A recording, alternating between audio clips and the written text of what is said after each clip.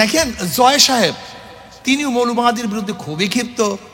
এই টুপিওয়ালা দাড়িওয়ালা ইসলামপন্থী দেখলে মেজাজ খারাপ, মৌলবাদী ঠেকাতে হবে। একই বক্তব্য তারেক সাহেবের। তাহলে দেখেন তারেক সাহেবের বক্তব্যের মধ্যে আর জয় সাহেবের বক্তব্যের কোনো পার্থক্য আছে? কোনো পার্থক্য নেই। আমাদের মির্জা ফখরুল ইসলাম আলমগীর সাহেবের যে বক্তব্য, তিনি কি বললেন? আমি শরিয়ায় বিশ্বাসী না। আমি জানি না মুফতি আনিক কেরামের ফতুয়া কি দেবেন, এটা তাদের ব্যাপারে, আমি ফতুয়া দিতে যাব না। শরিয়া আইনে তারা বিশ্বাস করেন না। ওনাকে আমার খুব ভাল লাগে, মির্জা ফখরুল ইসলাম আলমগীর সাহেবের কাছে আমার খুব ভাল লাগে। ওই ব্যক্তি মুনাফিক টাইপ না, উনি স্পষ্ট, এটা ভালো, খুব স্পষ্ট কথা বলা ভালো। উনি একজন ভালো জানুয়া সানুয়া লোক, উনি কিন্তু ভালো রাজনীতিবিদ, এই যে ওনার কথাবার্তা আমার কাছে ভালো লাগে। কিন্তু আমার প্রশ্ন হলো এই, উনি ডেমোক্রেসি সম্পর্কে, গণতন্ত্র সম্পর্কে যে আলোচনা করেন, ওনার দল কি ওনার বক্তব্য মানেন? উনি কি বলছেন? র্যাম্বো ন্যাশন করবেন। র্যাম্বো ন্যাশন মানে কি? রং ধনু যেরকম বিভিন্ন রং একত্রিতভাবে থাকে, র্যাম্বো ন্যাশন হলো একটা রং ধনু জাতি। যে রং ধনু জাতির মধ্যে হাজার ডিজাইনের, হাজার মতের, হাজার আদর্শের মানুষ থাকবে, যেখানে মুসলমান, হিন্দু, বৌদ্ধ, খ্রিস্টান, আপনার বিরুদ্ধে লোকও থাকবে, আপনার পক্ষে লোকও থাকবে। র্যাম্বো ন্যাশন একটা ইউনিট করতে চান। আমি প্রশ্ন করতে চাই, আপনি করবেন র্যাম্বো ন্যাশন করবেন, অথচ আপনার দলের লোক যদি আপনার বিরুদ্ধে কথা বলে তাদের ঠুটলি চেপে ধরবেন, জিব্রা কেটে দেবেন, এটা কি র্যাম্বো ন্যাশন হয়? এটা কি ডেমোক্রেসি হয়? তার বক্তব্য এক ডিজাইনের, তার কর্মীদের কাজ আর এক ডিজাইনের। তার নেতারা কি বলে যে কেউ যদি অন্য মার্কায় ভোট দেয় তাহলে বিএনপির কর্মীরা মনে হয় ঠ্যাং নিয়ে আর বাড়িতে যেতে দেবেন। এটা কোনো বক্তব্য হয় নাকি? এটা বক্তব্য হয়? এগুলো র্যাম্বো ন্যাশন নয়, এগুলো ডিক্টেটরশিপ। এটা হলো চরমপন্থা, এটা সন্ত্রাসবাদ হয়, একনাথতন্ত্র হয়, এটা বাকশাল হয়। তা যেরকম জিয়াউর রহমান সাহেব সর্বদলীয় গণতন্ত্র করেছেন আর শেখ সাহেব করেছেন বাকশাল, আজকে আপনারাও সেই বাকশালের দিকে যাচ্ছেন। একই, কাউকে রাখতে দেবেন না, কাউকে ঢুকতে দেবেন না, কাউকে ভোট করতে দেবেন না। এটা বাকশালী কথা, এটা ডেমোক্রেসির কথা না। বিএনপি ওয়ালারাও চাঁদা তুলে, আওয়ামী লীগেরাও চাঁদা তুলে, শুধু হাতের পরিবর্তন হয়েছে, চাঁদার পরিবর্তন হয়নি। বিএনপি ওয়ালারাও দেখছে খুন করতেছে, আওয়ামী লীগেরাও খুন করছে, নাকি করে নেই ভাই? কেমন খুনাখুনি চলতেছে বর্তমান। বিএনপি নিজেদের মধ্যে নিজেদের প্রায় খুনের সংখ্যা কম বেশি 200-র মতো, কম বেশি হতে পারে। নিজেদের মধ্যে শুধু খুনাখুনি। আমরা দেখেছি আওয়ামী লীগের আমলে মদের বার থেকে আওয়ামী লীগের লোককে ধরা হয়েছে। এখন কি দেখি মদের বান নিয়ে বিএনপির মধ্যে খুনাখুনি হয়ে গেছে। এই কিশোরগঞ্জে দেখেন, মদের ব্যবসাকে কেন্দ্র করে বিএনপির মধ্যে মারামারিতে একজন নিহত, 30 জন আহত। এই কিশোরগঞ্জে আপনারা দেখেছেন, টাঙ্গাইলে বিএনপির সভাপতি সহ মদের এবং জুয়ার বারের থেকে ধরা হয়েছে। এটা আমার না, আমি দেখতেছি যেগুলো পত্রিকায়। তার মানে পার্থক্যটা কি? তারাও মদ খায়, এরাও মদ খায়, এরাও মদের ব্যবসা করে, এরাও মদের ব্যবসা করে। এদের মধ্যেও গাঁজা পাওয়া গেছে বিএনপির মধ্যে, এখন আওয়ামী লীগের মধ্যে গাঁজা ছিল। আমি দেখতেছি বিএনপির লোকজন ইয়াবা ব্যবসায় ধরা পড়ছে, আবার দেখছি আওয়ামী লীগের লোকজনও ধরা পড়ছে। আমাকে পার্থক্য দেখান। এরাও দখল করে, এরাও দখল করে। কিয়ামত পর্যন্ত যদি দলের পরিবর্তন হয়, কোনোদিন শান্তি আসবে না। এদের মার্কার মধ্যেই তো ভেজাল, মার্কার মধ্যেই তো ধোঁকাবাজি। যারা নৌকা নিয়ে নির্বাচন করে নৌকা চালাতে পারে না, যারা ধানের শেষে নির্বাচন করে নিজেরা ধান কাটতে পারে না, যারা নাঙ্গল নিয়ে নির্বাচন করে নাঙ্গল চালাতে পারে না, যারা কুঠার নিয়ে নির্বাচন নিজেরা লাকড়ি ফাটতে পারে না, যারা গরুর চাকা নিয়ে নির্বাচন করে নিজেরা গরুর গাড়ি চালাতে পারে না, সমস্ত মার্কাগুলি গরিবদের। কিন্তু যারা নির্বাচন করে একজনও গরিব না। নৌকা চালায় কারা? ধান কাটে কারা? নাঙ্গল চালায় কারা? মার্কাগুলি সব গরিবদের। কিন্তু যারা নির্বাচন করে মার্কাগুলি নিয়ে একজনও গরিব না। সব ওদের মার্কার মধ্যে ধোঁকাবাজি। মূল জায়গায় তো সমস্যা ওদের। ওরা মার্কা নাই গরিবদের, কিন্তু নিজেরা গরিব না, সব ধোকার জন্য। কিন্তু হাত পাখা এমন একটা মার্কা, যে নির্বাচন করে সেও চালাতে পারে, যারা করে তারাও চালাতে পারে, পুরুষরাও চালাতে পারে, মহিলারাও চালাতে পারে, বড়রাও ঘুরাতে পারে, ছোটরাও ঘুরাতে পারে। হাত পাকা প্রয়োজন মুসলমানদের, হাত পাকা প্রয়োজন হিন্দুদের, হাত পাকা প্রয়োজন পুরুষদের, হাত পাকা প্রয়োজন মহিলাদের, হাত পাকা প্রয়োজন বড় লোকদের, হাত পাকা প্রয়োজন গরিবদের। এটা সর্বজনীন মার্কা। কাউর মার্কা ঘুমের সময় বুকের উপরে থাকে না, একমাত্র একটা প্রতীক, হাত পাকা। আপনি দেখছেন শুধু একটা প্রতীক, হাত পাকা। ঘুমের সময় হাত পাকা কলিজার উপরে থাকে। তার মানেটা কি? হাত পাকা সর্বজনীন মার্কা। যদি হাত পাকা বিজয় হয়, এই জাতি বিজয় হবে। হাত পাকা বিজয় হয়, দেশ বিজয় হবে। কাজে আসুন আজকের থেকে আমরা সবাই পরিকল্পনা এবং শপথ গ্রহণ করি। পরিকল্পনা করতে হবে, শপথও গ্রহণ করতে হবে যে ইনশাআল্লাহ আগামীতে শান্তির প্রতি হাত পাকে বিজয় করতে হবে ইনশাআল্লাহ। আমাদের সবাইকে আল্লাহ পাক কবুল করে নেন। আমাদের ইশার থেকে ফতুল্লাহ, এটা কয় নম্বর আসন? ওর দাঁড়াও। আমাদের ফতুল্লাহ আসন থেকে ইনশাআল্লাহ আগামী নির্বাচনে হাত পাখা নিয়ে নির্বাচন করবেন হযরত মাওলানা মুফতি ইসমাইল শিরাজি সাহেব দামাত বরকাতুহুল আলিয়া। মাসুম সাহেব কোন জায়গা দিয়া? আমাদের মীর ইশার নারায়ণগঞ্জ 5 থেকে নির্বাচন করবেন হযরত মাসুম বিল্লাহ সাহেব দামাত বরকাতুহুল আলিয়া। আল্লাহ আমাদের সবাইকে কবুল করে নেন। আল্লাহ আমাদের সবাইকে কবুল করে নেন। আমার জন্য দোয়া চাই, আমিও দোয়া করি। কেউ মনে করে যে পরিবর্তন, কেউ মনে করে নেতৃত্ব। এখন প্রেক্ষাপট হলো ভালো একটা নির্বাচন চাই। বাস নির্বাচন যদি হয়, বর্তমান পরিস্থিতি একটা ভালো নির্বাচন মানি, গ্রহণযোগ্য নির্বাচন মানি, আমাদের সমস্ত সমস্যার সমাধান হয়ে যাবে। আসলে এই দর্শনটা আদৌ ঠিক না, একটা ভুল দর্শন, চরম ভুল দর্শন। এদেশে কি সুষ্ঠু নির্বাচন হয়নি? 70 নির্বাচন কি হয়েছিল? 70 নির্বাচন তো সুষ্ঠু হয়েছিল। পাকিস্তানের সরকারের আন্ডারে নির্বাচন হওয়ার পরেও সে নির্বাচন নিয়ে কিন্তু খুব প্রশ্ন তুলে নেই, এই যে নির্বাচন সুষ্ঠু হয় নাই, সুস্থ হয় নাই। এদেশে 81 নির্বাচন হয়নি, 81তেও তো সুষ্ঠু নির্বাচন হয়েছিল, যে নির্বাচন নিয়ে কেউ প্রশ্ন তুলে নেই। এদেশে 1991 সনে নির্বাচন নিয়ে কেউ প্রশ্ন তুলে নেই। নির্বাচন তো 1991 সনে হয়েছিল, সুষ্ঠু নির্বাচন হয়েছিল।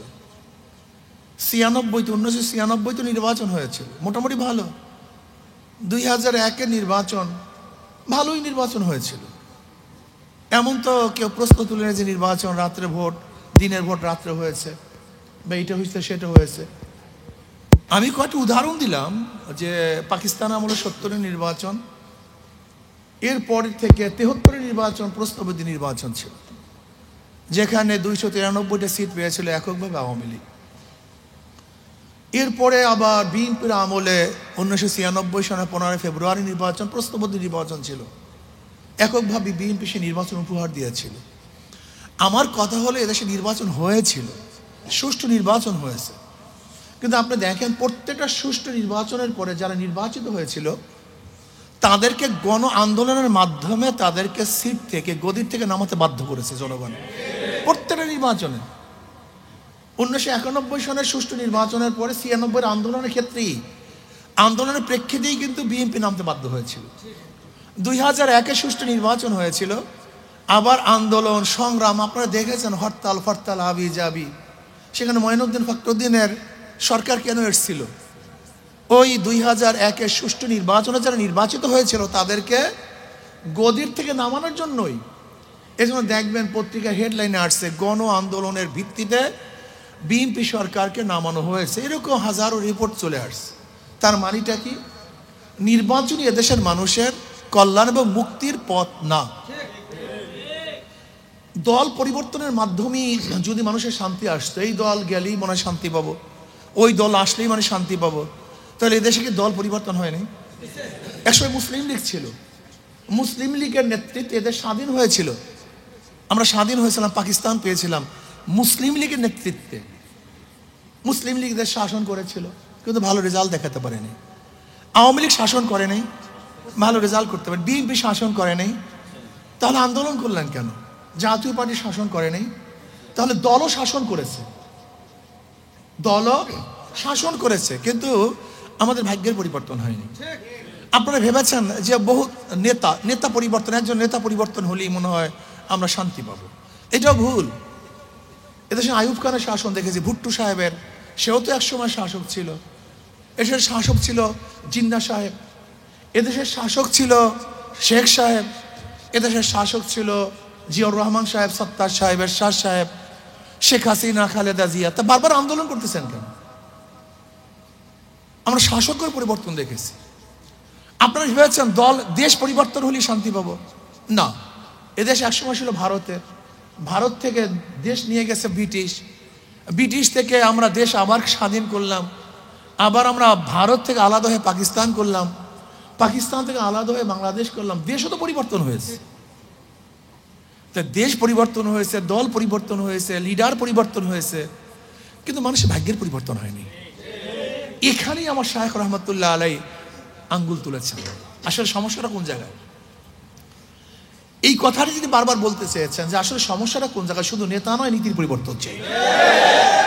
শুধু দেশ, দল এবং ব্যক্তি পরিবর্তন হলেই মানুষ শান্তি পাবে, ব্যাপারটা এরকম না। আসলে মূল হলে নীতির পরিবর্তন চাই। যতক্ষণ পর্যন্ত নীতির পরিবর্তন না হবে ততক্ষণ পর্যন্ত আন্দোলন সংগ্রাম চলবে, কিন্তু মানুষের ভাগ্যের পরিবর্তন হবে না। তো সহজ কথা, 2 নম্বর জমিতে 1 নম্বর ফসল হয় না। শায়েখ রহমতুল্লাহ যে কথাগুলো বলেছেন সাদা সিধা, যদি আপনারা চিন্তা করেন বিশ্বাস করতে পারবেন না কত গভীরের কথা তিনি বলেছেন। 2 নম্বর জমিতে 1 নম্বর ফসল হয় না, 2 নম্বর গাছে 1 নম্বর ফল হয় না, 2 নম্বর উস্তাদের কাছে 1 নম্বর ছাত্র করতে পারে না, 2 নম্বর নেতার কাছে দেশ কোনোদিন 1 নম্বর হতে পারে না।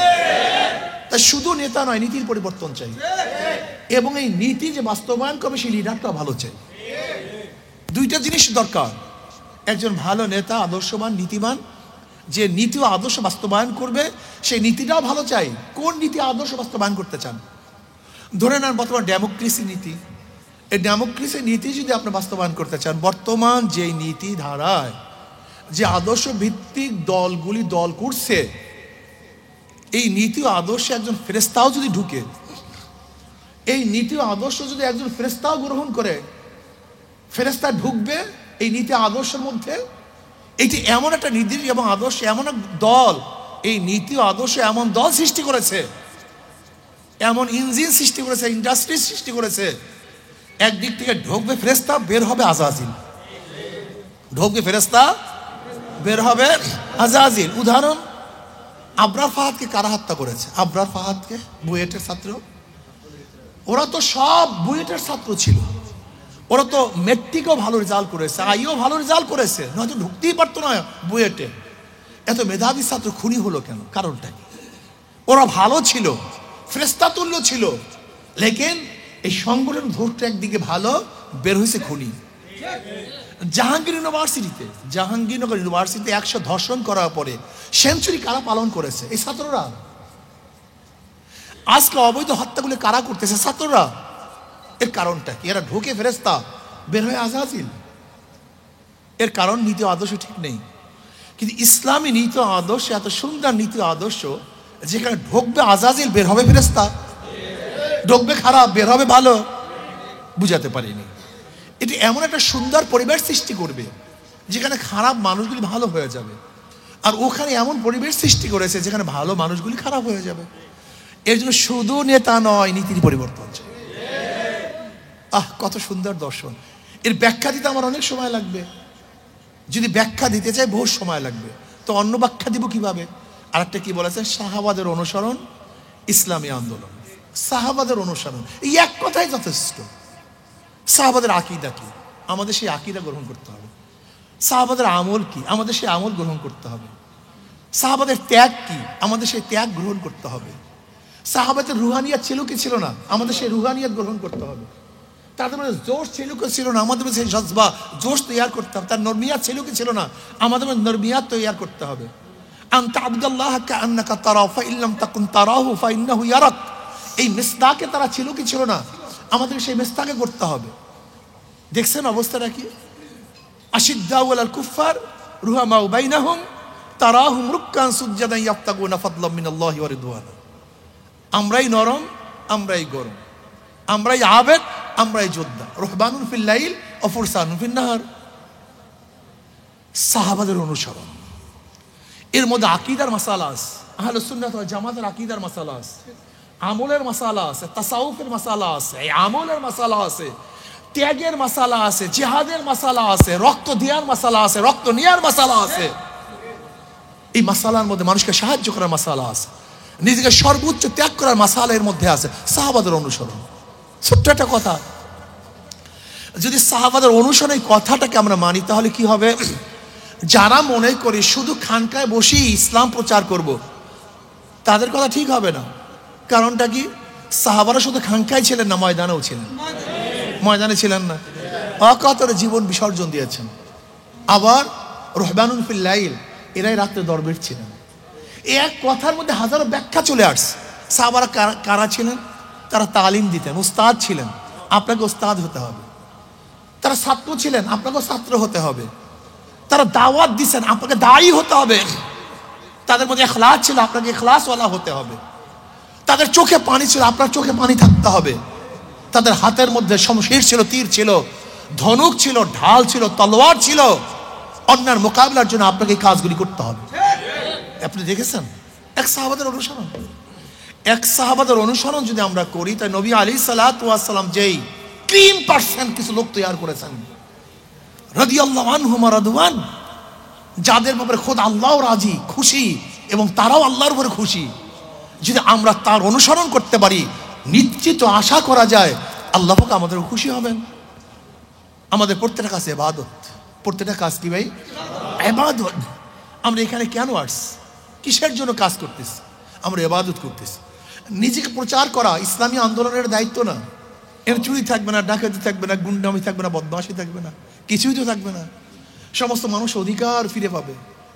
প্রত্যেকটা মানুষ, চাই সে মুসলমান হোক, খ্রিস্টান হোক, বৌদ্ধ হোক, উখরিজাত লিন্নাস, আমাদের বের করা হয়েছে মানুষদের জন্য, মানুষের কল্যাণের জন্য।